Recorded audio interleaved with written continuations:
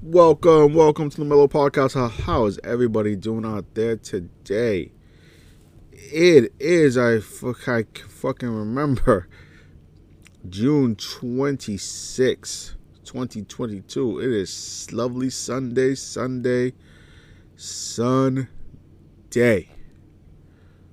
How is everything going?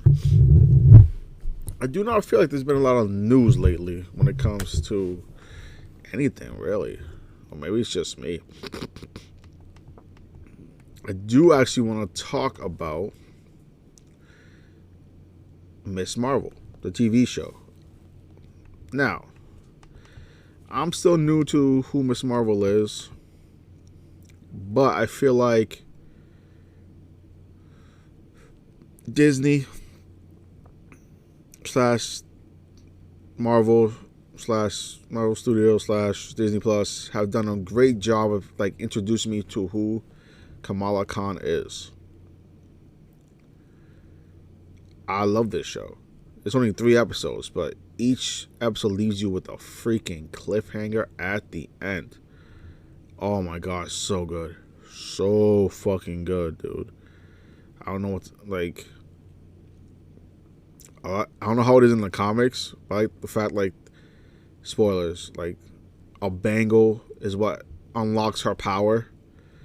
So is she an inhuman or is she a mutant? That's another question. Hopefully in episode 4 they figure out more about what she is. Because we already know Inhumans already exist. Because you basically did that with the Doctor Strange movie. But if she's a mutant, you're basically bringing in the X-Men. Telling you already did with Professor Xavier and Doctor Strange too. But I think that would be really fucking cool if they did something like that. And stuff. But the actress playing Kamala Khan is doing awesome. The dude that plays her friend, great job.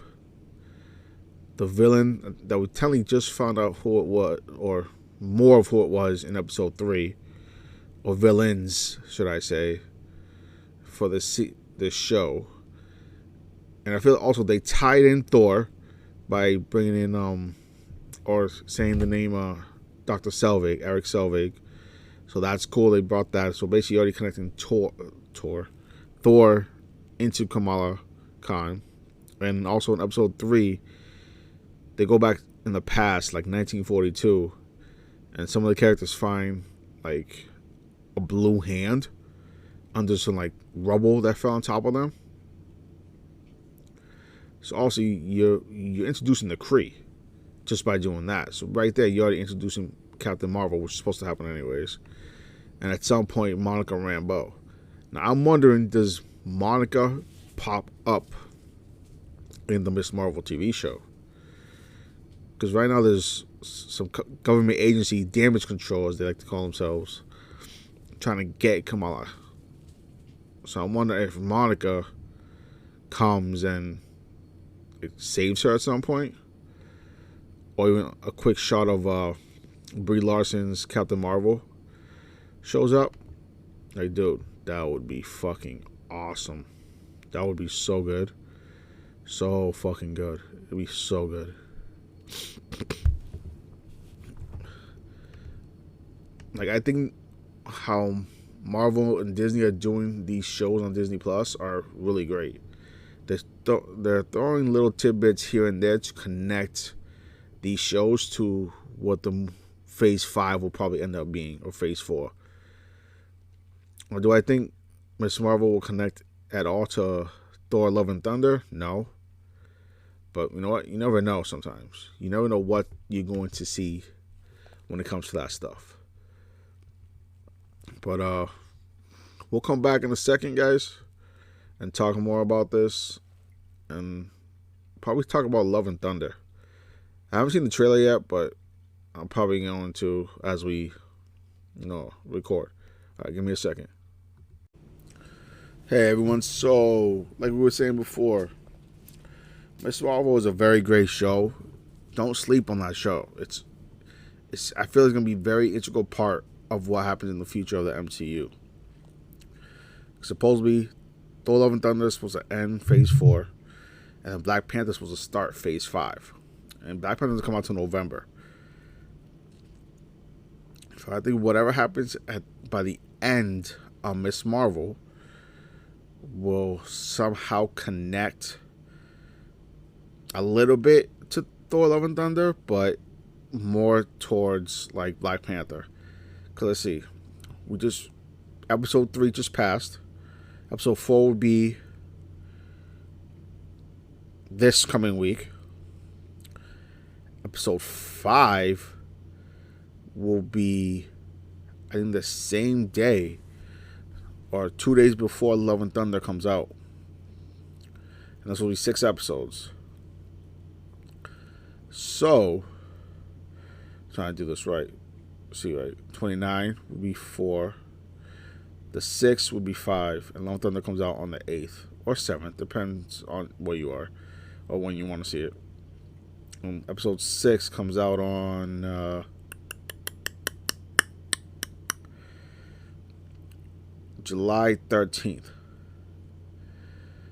So, whatever happens on the 5th episode could reflect on what might happen on Thor: Love and Thunder. Like just a little piece. Or whatever happens in Love and Thunder might somewhat interfere with the season finale of Ms. Marvel on the 13th of July. So I'm very intrigued to see what happens there. You know what I'm saying? I'm also so intrigued how Black Panther is going to pan out.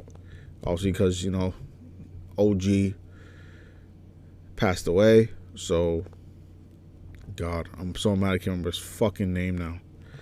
Jesus, Camilo. What is his name? That's sad that I can't remember his fucking name.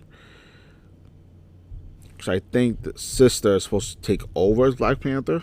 Or, I think, me and my friend were talking about this a while ago, that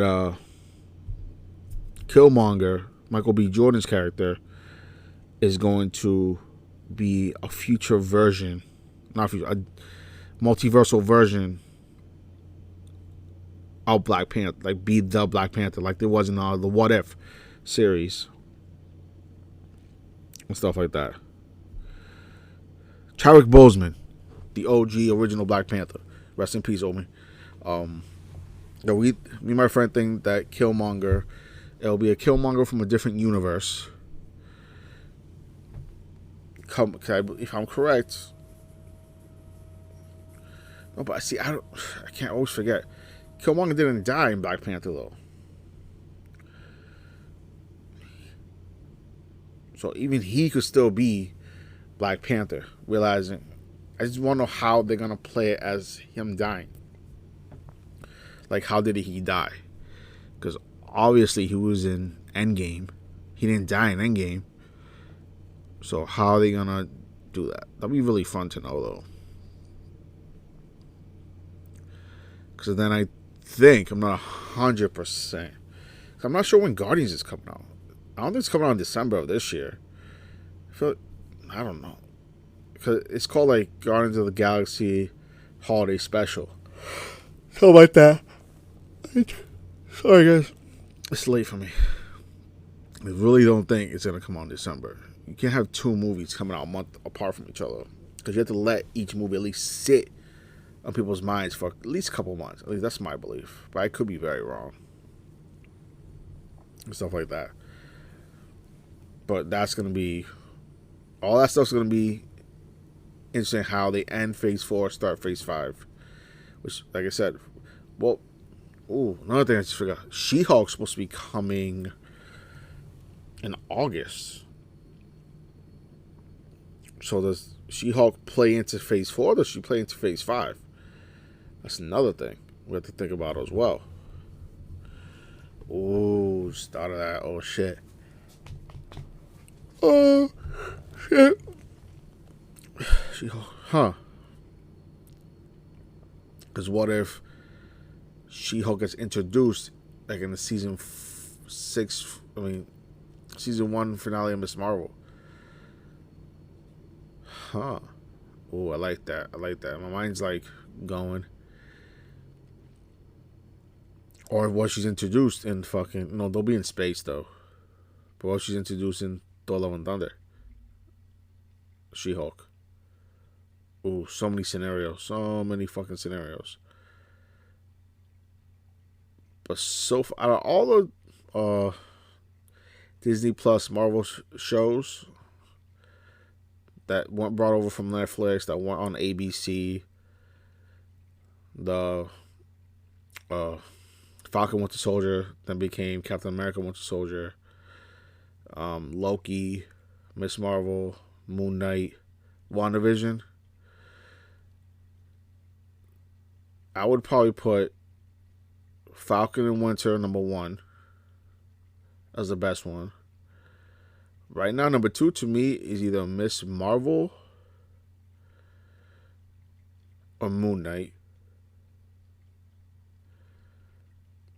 Number 3 would be Ms.Marvel or Moon Knight. Those two can interchange for me. Then Loki would be number 4. WandaVision would be 5. That's all of them for now. Until She-Hulk comes out, then I can obviously rearrange it, all that stuff like that. But yeah, that's gonna be fun. That is going to be fun. So let's get to the next point of news. This news happened about a week and a half, 2 weeks ago. What is going on with Vince McMahon, people? Vince, what's up, dude? What you been doing on the side?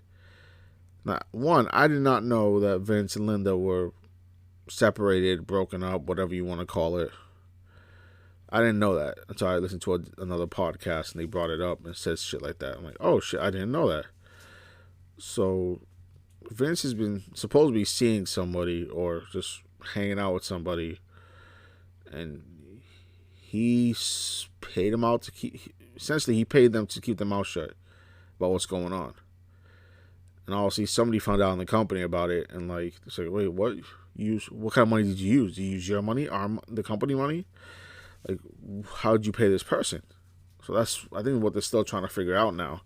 Because if you know that Vince stepped down as chairman and CEO of the board and stuff like that. So Stephanie is now basically the boss. And then she brought back Triple H, was supposedly Triple H is back at the PC/NXT. So what's going to happen now? In a way, I know it's only been like a week and a half, 2 weeks since all this happened, but I feel like certain characters that we weren't seeing on TV, in NXT, in Raw or SmackDown, are being shown the light more. Like the Viking Raiders, we haven't heard from them in months. All of a sudden, they got a new vignette coming out, being a little harder and shit. Because, if Vince ain't around, Triple H is going to make sure his boys from NXT get the love that they should have gotten before. Now, I almost wish this happened 6, 7 months ago, 8 months ago, 9 months ago. Because then, maybe, just maybe, you wouldn't have lost Adam Cole, Kyle O'Reilly, and shit like that to fucking AEW. Because right now, Adam Cole's killing it over in AEW. Bobby Fish, fucking Kyle O'Reilly, 50-50, I guess. FTR, oh my god, I guarantee you, FTR would have gotten the biggest pushes ever if shit didn't go down at least a year ago. If it went earlier down with Vince at least a year ago. You know what I'm saying? But from what I know now, FTR is killing it in AEW. I mean, for a little while, they were kind of stagnant. It's like you saw them for a good amount of time, then they got very quiet for a while. But these last few months, FTR, also known as, I forgot the fucking name, in WWE, they're doing great over in AEW. The Ring of Honor Tag Team Champions. I think, as of today, they are the new IWGP Heavyweight Tag Team Champions. So they got double gold around their waist right now. I think they're gold collecting now. Almost what the Hardys were doing about 4, 5, maybe 6 years ago. Before they hopped back to the WWE. Yeah. The tiredness is killing me. But I don't edit shit out. Probably should though, huh? A lot of things I feel are gonna start changing now. Depending on what happens in the sense of legal stuff with Vince and the company, we might see Vince gone for a while, or we may never see Vince again on TV. Like, it might be just Stephanie and Triple H on the fucking show, which essentially was where it was going anyways, but just this is sooner than people expected. We might get more better quality television. Wrestling. Because I'm not gonna lie, I've been like slowly just like, I'll watch more highlights than I'll actually watch shows. Like sometimes, usually I watch all WWE pay-per-views. I stick to that shit. I try to keep myself up when the pay-per-views start to roll around. AEW feels kind of hard because one, they're not real. I don't have cable, so I don't want to start looking for free streaming sites. That's just a pain in the ass to me. So I just try to get as much highlight stuff from AEW as I can. You know, it does seem AEW signing a lot of WWE talent. A lot. Too much than they should, really. And I heard Bray Wyatt also. Whoa. Look at shit. This time is really kicking in now. Bray Wyatt trademarked a new name called the Wyatt 6. Now, not the letter 6, like, not the number spelled out in letters, but the actual number 6. So I think he's forming a group. Which I also realized AEW is big on tag teams, which is not wrong. I love tag team wrestling. And like factions. AEW loves factions. You know what I mean? There's a lot of factions they do. And now that New Japan Pro Wrestling's jumping over for I don't know how long this whole quote unquote Forbidden Door thing is gonna be. But it should be good for ratings. Fans get to introduce themselves to Japanese wrestlers they probably never heard of before or even seen. I'm down for that. So, but give me one more second, and then we'll try to close this show out soon with more information and all the things. Or let's just freeball it. You know what I'm saying? So, catch me. I'll be back in a sec. All right? One love. To end this podcast off, I want to throw out a big shout out to my boys, Nightbox 420, Nightshade, and Joker Wolf 43. Now, I just met Nightbox, I would say like 3, maybe 4 months ago. Maybe even 2 months ago. He's my boy's Joker Wolf 43's like one of his best friends. So dude's real cool, real awesome. I just want to give him a shout out. And I want to give Joker's cousin Nightshade a shout out. He's a good dude. Funny, sometimes a little too much, but he's funny. He's a good dude. And I want to give a shout out to Joker Wolf 43. I've known this dude since I believe 2017. So it's been 5 years, if I'm doing my math right. We've known each other. As of September will be 5 years we've known each other. So, yeah. Go check out fucking Knifebox 420 at excuse me, twitch.tv/420_Knifebox. Go check out Joker Wolf at twitch.tv/JokerWolf43. And Nightshade doesn't have one. If he does, I'm not sure what it is. I think he's on YouTube, so I'm going to have to find that. Because I really didn't. He didn't want to do the Twitch thing. So we just threw it up on YouTube and stuff. But yo, go show them some love.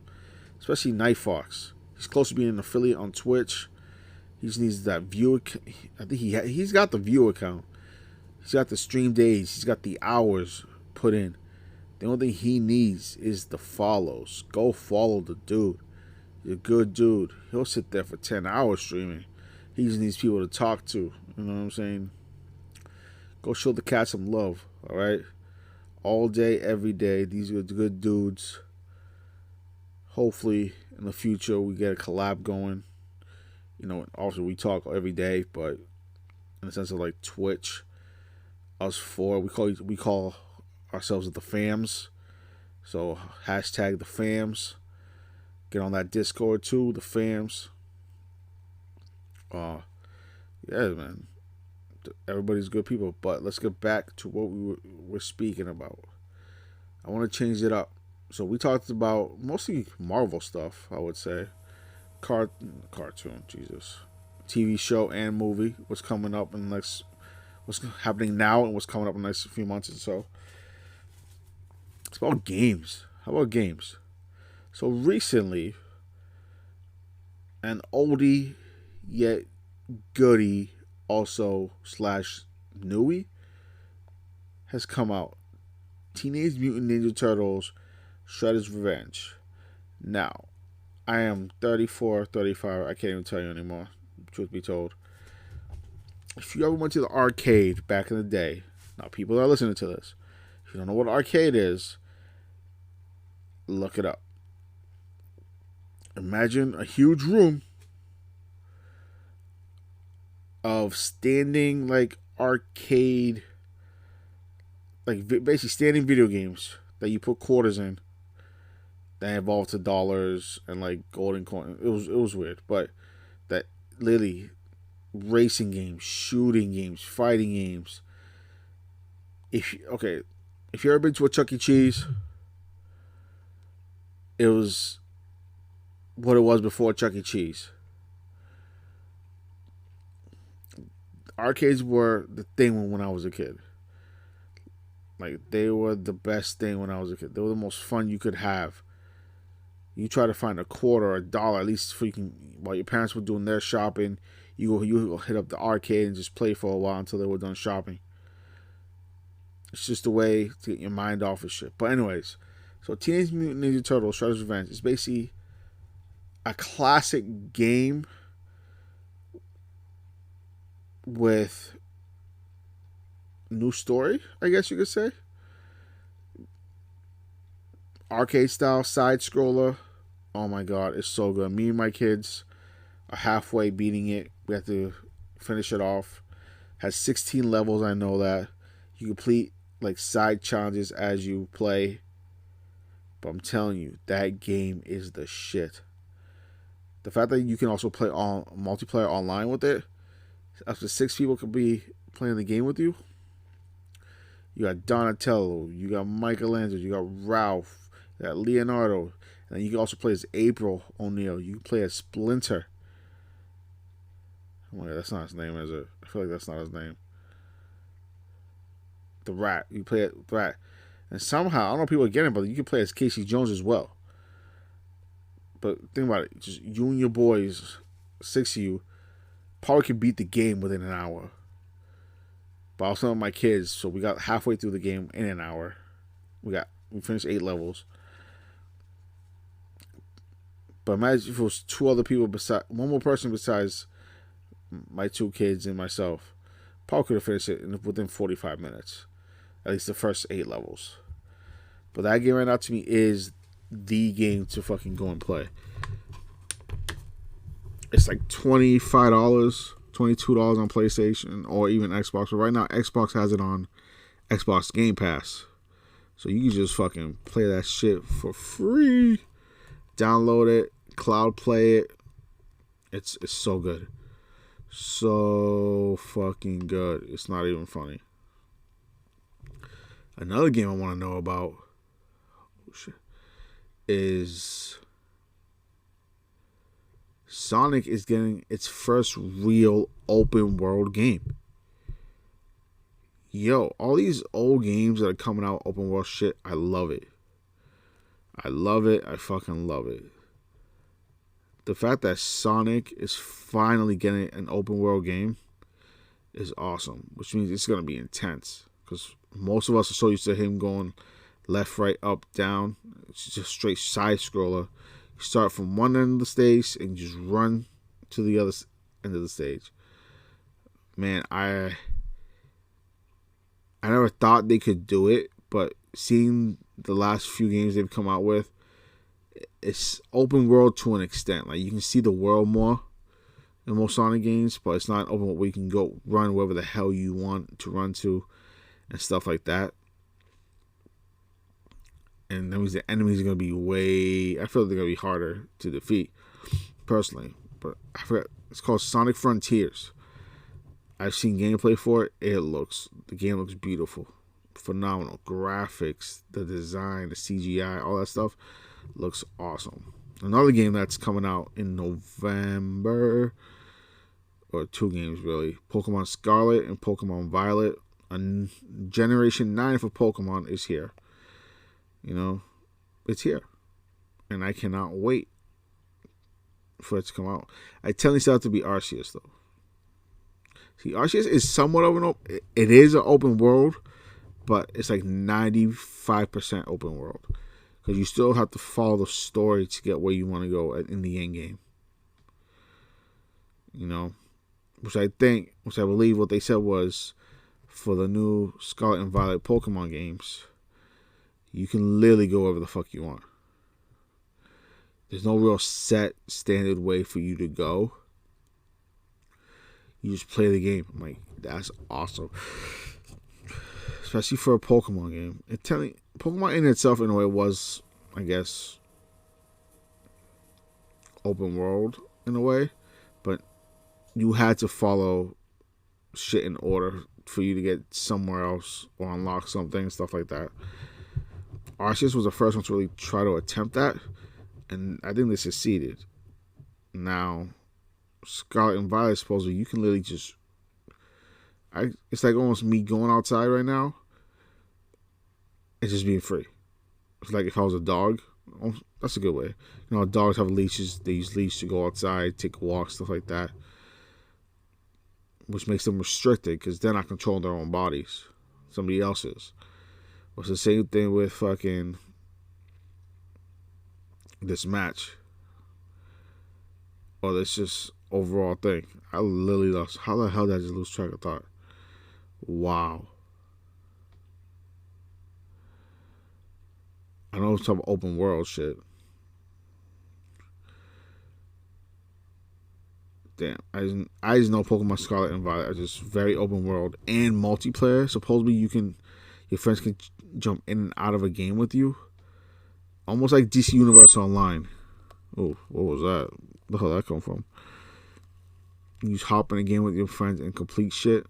That is awesome. I'm gonna assume they're gonna have what you call it? Oh my god, why am I blanking out today? Jesus. They're gonna have, oh my god. Yeah, I can't remember now. My mind is so shot. But yeah, I guess I'm gonna end the stream here, or not the stream. I'm not streaming. The podcast here. Thank you all for listening. Again, y'all can find me on twitch.tv/mellowfellowgaming. Every single letter is lowercase.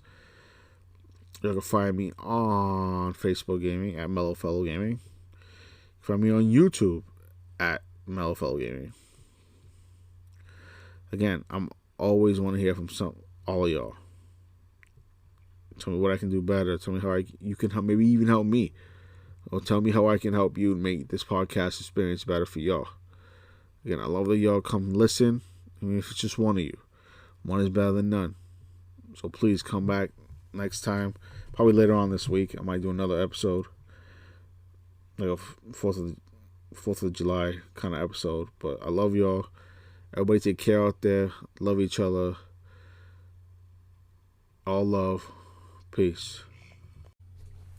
Hey guys, what's going on? Do you guys ever feel tired and you just want a nice little pick me up to, just wake you up a little bit, but won't drag you down right after you finish the energy's all gone, go check out W.GG. Literally, I actually bought it. You know what I'm saying? And I tried it. I'm like, first thing, the flavors are fucking phenomenal. One almost tastes like a Starburst. It's called Dub Slime. That's just ridiculous. But my favorite one is Galaxy Grenade. Has a nice sweet taste. It tastes a little berry-ish, little berry style to it. It's delicious. But you also go check out, go to W.GG, and if you use my code MFG22, you get 10% off your order, all right?